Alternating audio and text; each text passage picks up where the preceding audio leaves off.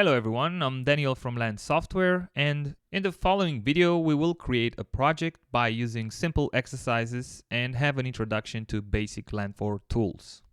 The goal is to understand their functionality and overall understanding the principles of working with Land4. Our project will be based on two datasets, a DWG import representing a sketch of our project and a XYZ file representing the point coordinates, such as a surveyor file of the existing terrain. A short introduction into the file structure, Land4 categories and settings before starting the job. First, let's start with the folder structure that you have downloaded. In the first folder, you have the projects. In the second one, you have the data that we will work with, the DWG, and the XYZ or CSV file representing the existing terrain. In the last folder, we'll keep it for exporting the project at the end. First, let's start by opening the project from scratch from the projects folder.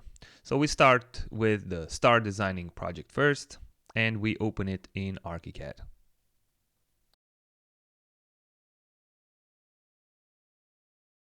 Once you open the project in ArchiCAD, we can start with a few things. So first, I'll show you the layers that I have created here. So in Land4, we have a layer for each category that I'm planning to use.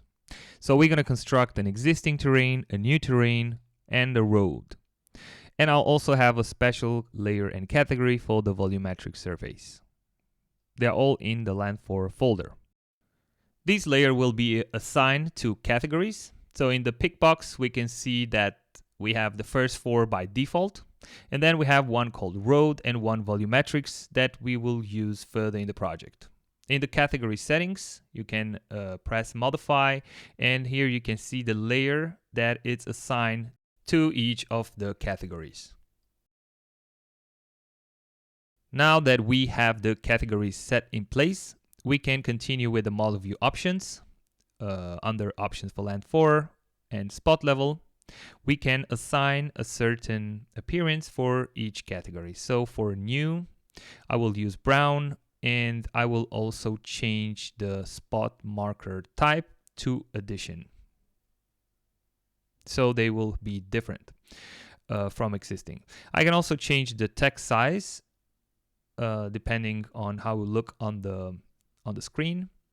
And then under the land surface settings, we can also set a surface material as a default for our surfaces and make sure we have the right settings for the level lines that we want to use. With a height distance, I will use 250 millimeters in this case. As for the surface settings, I will just keep the default settings. In the project, you will also find a couple of composites under the composites tool that I already made and prepare. Under the Land4 folder, you will find a couple of composites in the project that you can use. We will use just a few of them here, and also the structure of each. Now the list under the land surface settings and land surface composite, you will find them there in the pick box.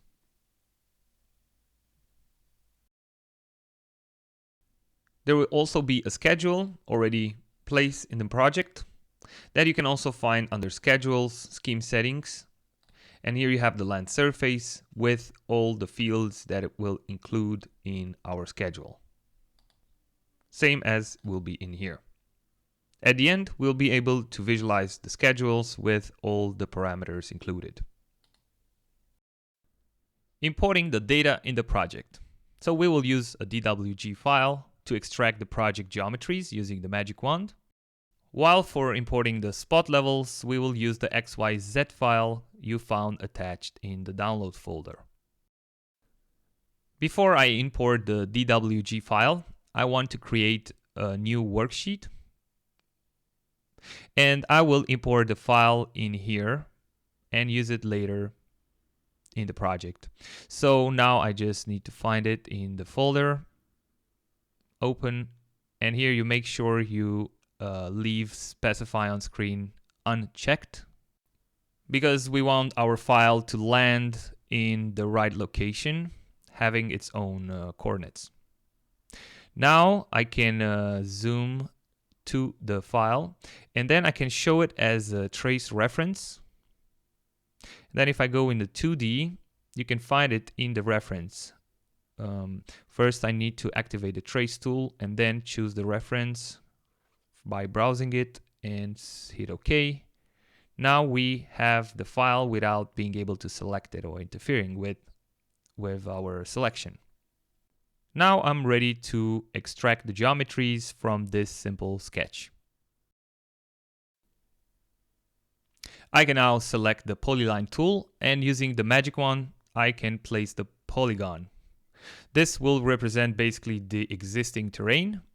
And here, when you want to extract for the polylines representing the road, depending on how magic wand works, I can basically take both sides of the road and then simply cut out the lines that are overlapping, because here now the middle of the road is basically represented by two overlapping lines on each side, and we want to avoid that when we are working with the ridge line, because we can use just one line for the middle of the road. So now I can simply cut out that part, and I will cut it also from the other side and simply draw it back. Now both sides of the road are independent, so I can simply draw it over independently. Now that I have my geometries in place, I can import the text file representing the spot levels for the existing terrain. So I use import from XYZ function, and here is the file in the folder. I can also show it to you in a notepad. So we can see here in the first column, we have an ID for each point, which files can contain often. The next, we have the tabulator, which is the semicolon here that's dividing the columns. Then we have some empty spaces, which can be used by the surveyor to write down some information about the points. And then we have the X, Y, and the Z coordinate of each point. So now we can continue with the import. The tabulator, we have the ID in the first column. Then we have the category we're going to use, the land for existing, the units of the file coordinates, and the project origin that we're going to use here because the file is in real world coordinates. So we do not want to reference it to a certain other reference. There you would use the survey point for that purpose. So project origin, and then I can hit open. We can already see on the screen that it would be nice to have larger text. So we can go back to the MVO. Here I set it for land for new, but for existing also I can change the size of the text to another value. In the following part of the video, we're going to create the land surfaces. First, the existing terrain based on the spot levels we just imported, and then designing the road using different land for tools while in relation with the existing terrain. Now that my spot levels are imported, I can also visualize them in the 3D. So I can see them in here. Also in 3D, you can change the size of the markers, for instance, which is this setting over here.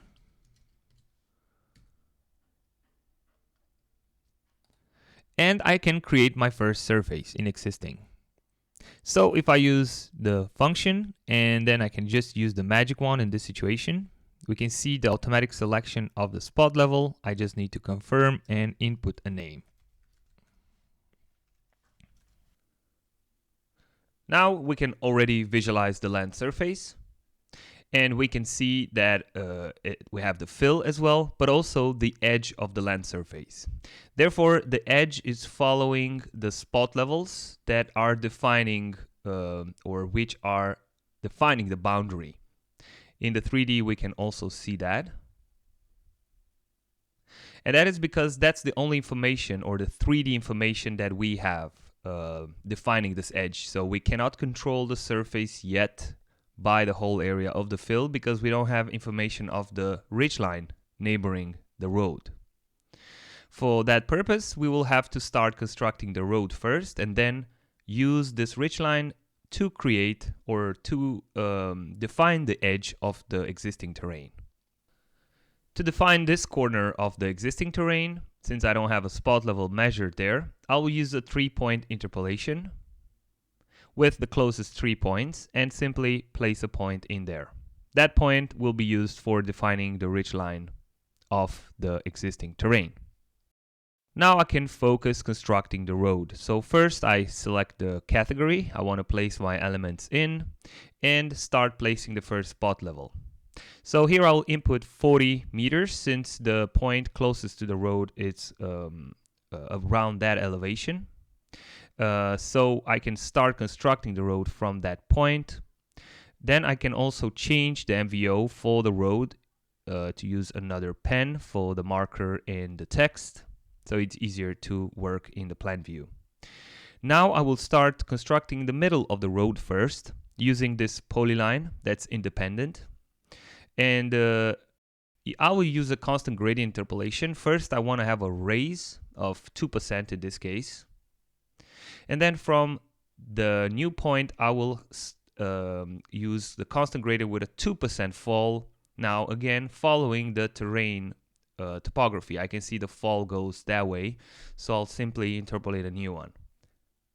Now that I'm done interpolating the spot levels representing the middle of the road, I can use these spot levels to interpolate new ones on each side.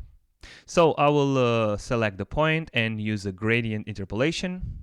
Here I'll use a fall of 1.5% and simply click on the polyline, defining the new points. Here I can do the same also for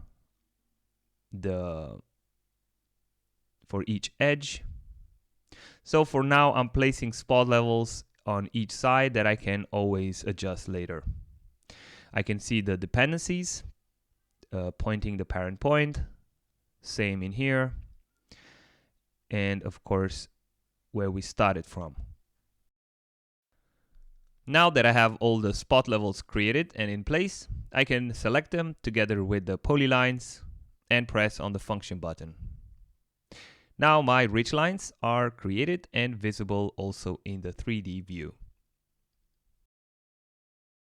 Now I'm ready to create the road surfaces using the magic wand, and I will create a surface for each side of the road using the ridgelines established for that, and later simply merge them. So if I make the second part, that's just how the magic wand works when you have a closed geometry.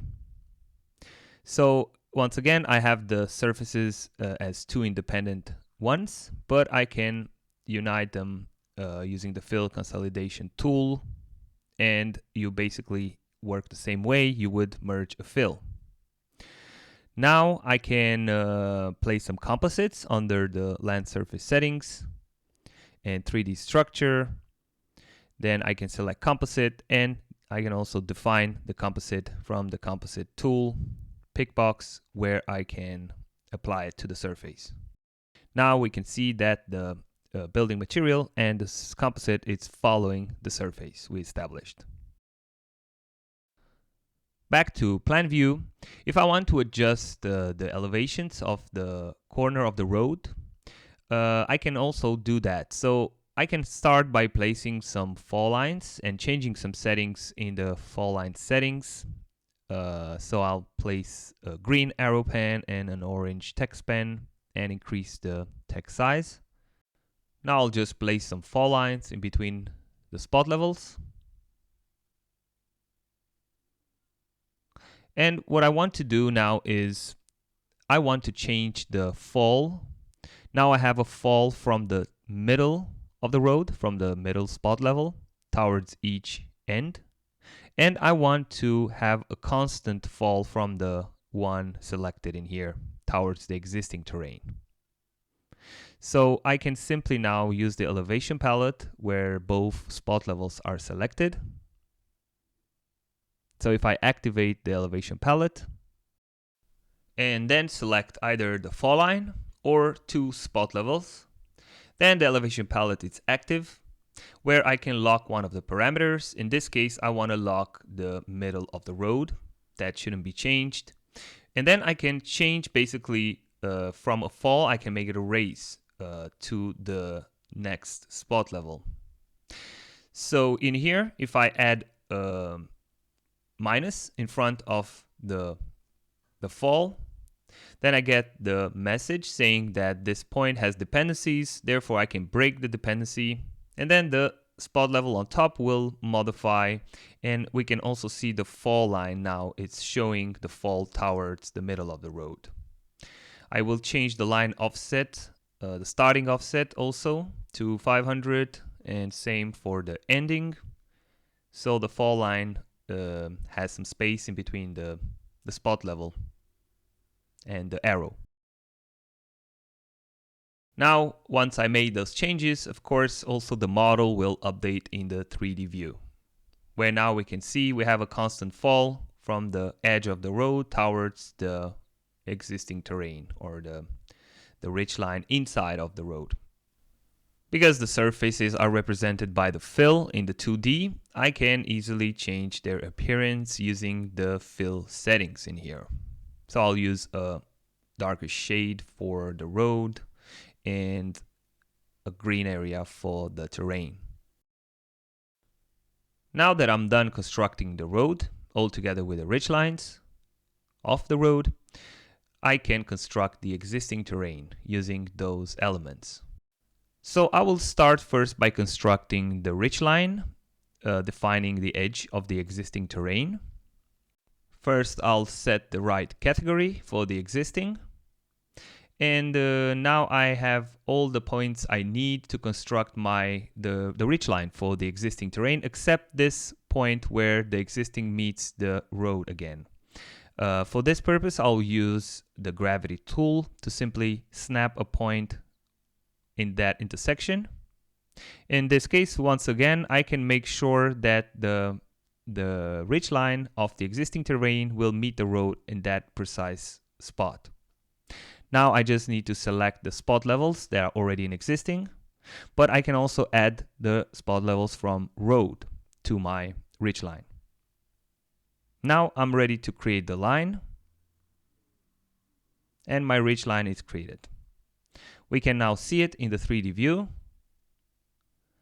and this is the line we will use to create the existing terrain up to the edge. But also make sure that our existing terrain will meet the road. Further on, I can now just add the line to the surface by using this function button. And now we can see already on the level lines, both in 2D, but also in the 3D model, that the existing terrain is following the ridge line we have just established. But also meeting the road, just where the ridge line is defining it. Now that I'm ready with the existing terrain and constructing the road, I can go on with designing the new terrain. So the new terrain will be basically, the starting point will be a copy of the existing terrain that we will modify. So for that purpose, I'll use the selection palette to select my spot levels and the ridge lines that are in existing. If I now close the palette, I can copy this into new.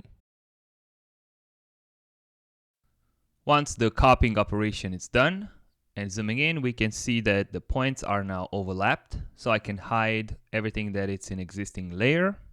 So we only now have the road and the new elements. I, of course, have spot levels overlapping here in different categories, so I can move the text so we can see clearly which point is defining the existing terrain and which point is representing the road. I can always check which spot levels are linked to a ridge line by selecting the line and pressing on the function button. So we have everything in checked. So the new terrain ridge line is done, and I can create the new terrain. I can now input a name called new terrain, and I have my new terrain available. Here I can again change the appearance of the fill representing the terrain in the 2D. And now I can go on with the project in the next part. Designing the new terrain while using the existing terrain as a starting point. Now that I have everything in place, I can start designing the new terrain where I wanted to add a pond and a mount in the design. So for this purpose, I already placed on the screen some polylines for each. Initially, I use some splines to have some organical shape, but then I place a polyline over using the magic wand. So I use the polylines when I want to adapt them into the terrain. They're not visible yet in the 3D view because they're still 2D elements. Once I create them as ridgeline, they will also be visible in there. So I use the gravity tool. Here I can read the elevation of the terrain, but I can snap a point in a certain location. So I will use as a reference this level line. If I select the land surface, we will see over the level lines that we have some purple points. With these ones, you can drag, you can manually add a text over your level line. So we can see it matches basically the spot level we have added to the line. And now I can create my ridge line by selecting them both and pressing on the function button. The contour line is now visible in the 3D. And if I rotate the model a little, I can see if it's intersecting the plane or the terrain in the way I want to, somewhere in the middle. I can always change the elevation of the spot level with the contour, and now we can see that it's a bit too high compared to the existing terrain.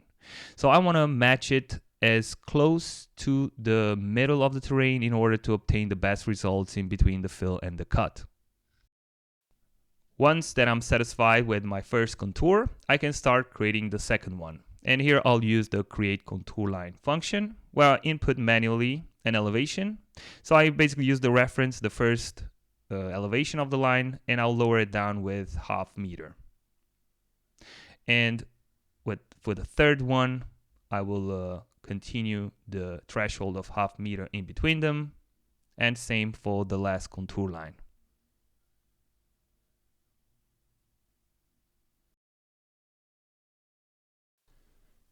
Now in the 3D, we can see all the lines. They basically have 0.5 meter in elevation difference. And now we are also able to modify the spot level here or change its location or delete it within the area of interest. Because here we will model the terrain just by using the contours around.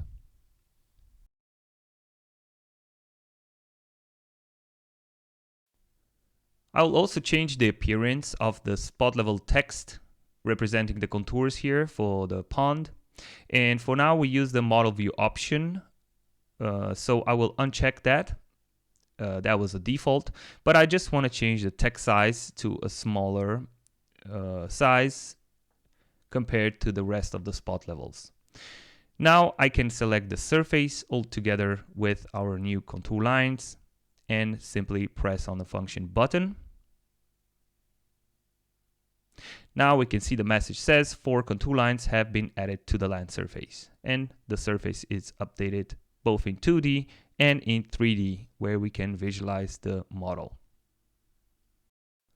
I can already show the existing layer just to have a visual comparison in between the existing and new terrain. So here we can already see a change in the new terrain comparing to existing due to this ridge line over here where it was elevated.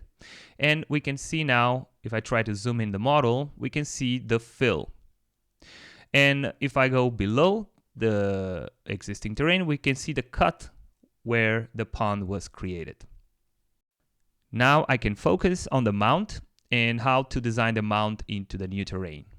So I will use the first contour and the drape function in order to drape this line to the surface and establish where these two terrains are going to basically meet and where the mount will be created.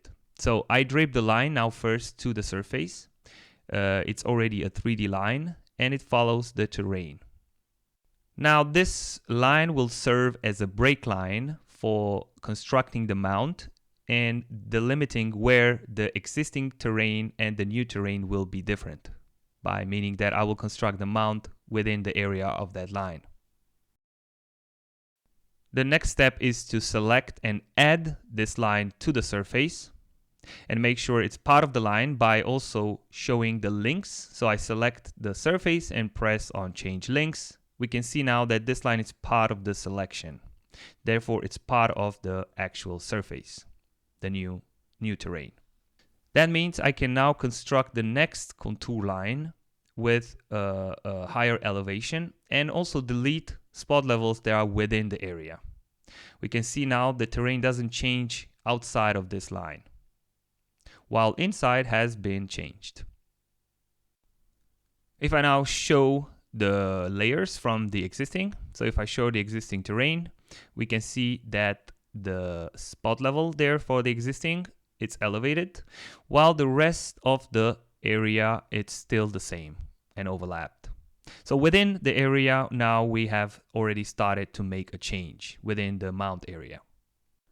I will now use the elevation palette to place a spot level on the first line we have just draped, just to have an idea of what's the elevation over there. And I will copy this information. I will copy the elevation of the first spot level there. I can now delete it and create a contour line with that elevation value. So now my contour is created, and I can also now elevate it. So I want my next contour to be higher in elevation with ½ meter, and then I can already see it in the 3D view. So I copy the elevation of the draped line in that location and simply elevate it with ½ meter more. For the next contour line, I can simply use now the same threshold and simply create those contours using the create contour line. So I do this process manually, where I just simply input an elevation for each contour line.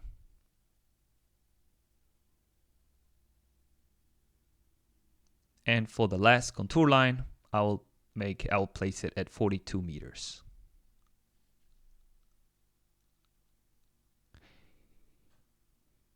Here are our contour lines representing the mount,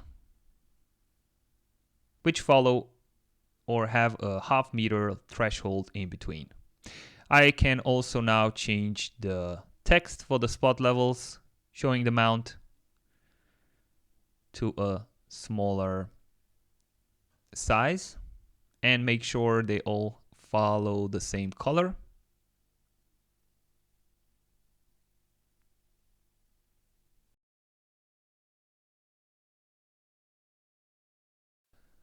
Now I simply add the contour lines to the new terrain by selecting them all together with a surface and press on the function button. Here we'll get a message that 3 contour lines have been added to the surface, but also the surface is now modified. Now we can also see the mount in the 3D, all together with the new terrain, which matches the road. And now we are ready to continue with the next part of the video, where we compare both surfaces. Volumetrics. Comparing and understanding the differences in between the existing and the new terrain. Now that we are ready with the existing terrain, we can make the first volumetric surface. So here I want to place it into the volumetrics category. It's not necessary, but it's easier. Press on the function button, and then you have the volumetrics palettes, where in the first surface you have existing, and in the second one you will select new as the surface you want to compare existing with. So if I select here the new terrain, then I can press continue and select using the magic wand the whole geometry of the area, and then the stamp is generated. Now, if we want to take a look at the stamp, we can see the fill volume, 45 cubic meters, cut volume 91, and if we have to add or remove from the site. So we have more cut than fill, therefore we will have to remove from the site. Also, we can see the volumetric surface now in the 3D view, where we can also look at in the profile. You can see the cut and the fill. But for now, seems like we need to edit a little bit more the new terrain by either lowering down the mount or lifting up or elevating the pond. So I will start by elevating the spot levels for the contours of the pond, and I will start by 100 centimeters. And once the model is updated at the pond, I can also elevate the contour lines from the mount.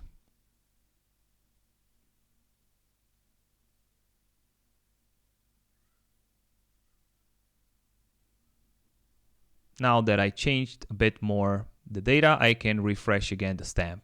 So we can see we are still a bit far, but I can make still more changes also in 3D. So you can change the contour elevations in the model in the 3D as well for both the pond and the mount. So I'll elevate a bit more these contours over here, and I'm just changing the elevation of the contours. Of course, changing also the shape of your contours will have an impact on the final result of the volumes involved. As you can see, once the spot levels and contours were changed for the mount, only the area where the mount is has been updated, and the rest just stayed in place due to the ridge line that's been draped at the bottom. So that line makes sure that only the mount and the area within the mount is changed. If we go back to volumetrics, now of course this surface is also updated, and now we can refresh again the stamp. Now we have to add to the side 1.5 meters. So we basically elevated a bit too much. I can lower down maybe just the top by 100. And then refresh the volumetric stamp once more and notice the results. This is a process you can reiterate until you are satisfied with your results. Back to the resulting surface in the 3D. You can also use other tools to interpret the data. So you can use the gravity tool, where you can hover on top and see the exact value, the elevation of the fill in that specific area. And of course, you can do that the same for the cut. And you can also place spot levels anywhere along the surface to show that value. Further on, you can select it and access the land surface settings, where you can set a fill material, cut, or neutral. Then you can have level lines over your surface. So I will use a different height distance over here of only 50 millimeters. And then, for instance, if I want to show the cut area, I will have to set the start level below 0. So I will place it at 10 meters below, and the end level must be at 0. So I will show basically level lines in between -10 in this case and 0. Then these lines will be generated over the surface.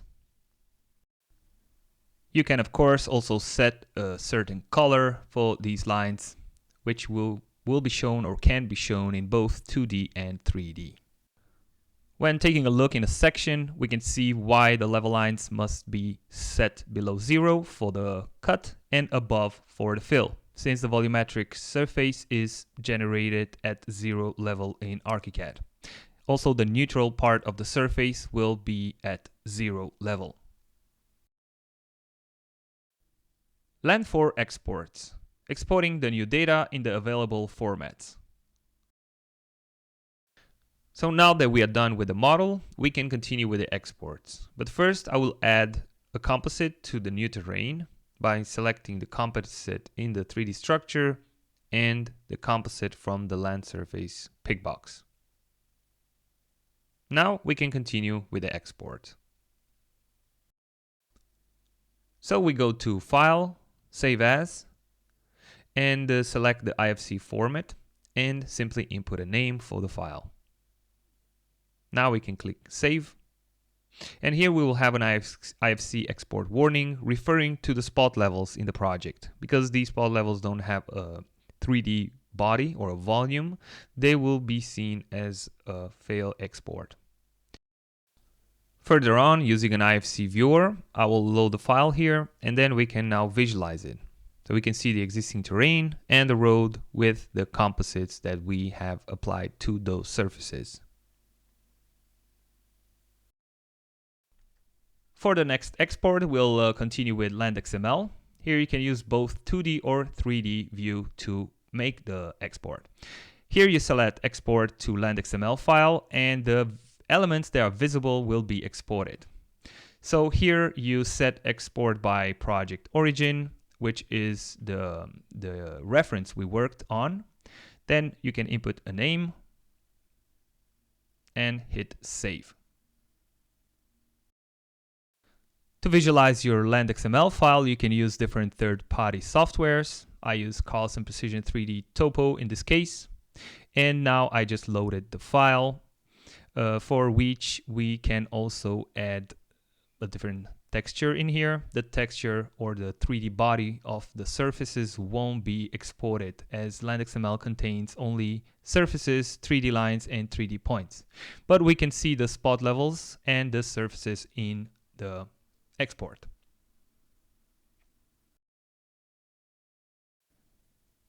Same LandXML file, I have it imported in Civil 3D, for instance, where you can see the spot levels, the lines, and the triangulation model of our surfaces that were created in ArchiCAD using Land 4.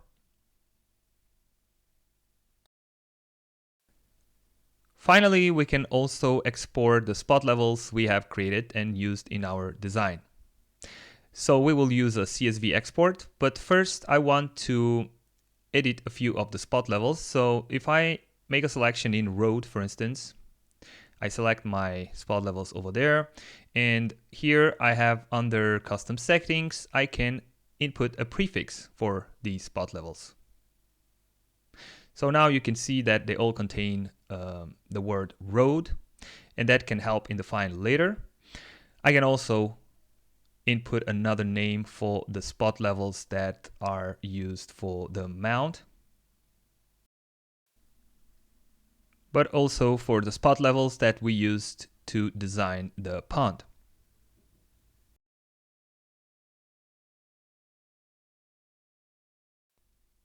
Now I'm ready to export the spot levels, and once again here you will export all the spot levels that are visible on the plan view. So I can now input a name and click save. Now we have the file also open in a notepad, for instance. Then we can see that each spot level, each coordinate also contains information regards the functionality of that point or what it represents in the plan. So since we have composites already placed on our surfaces, we can also check the schedules. First, we have each surface name inputted. Then we have the area of the analytic surface together with the volumes of the building materials. Here we have 0 for the existing because we have used surface only without any body or 3D volume. Here we have the building material name and the surface thickness according to the composites and to the thickness of each material. For more information about the schedules and other parameters that you can add to your land surface within the schedules, check our help center together with articles and more videos. Thank you for watching. This was Daniel from Land Software, and until next time, visit our YouTube channel or land4cad.com.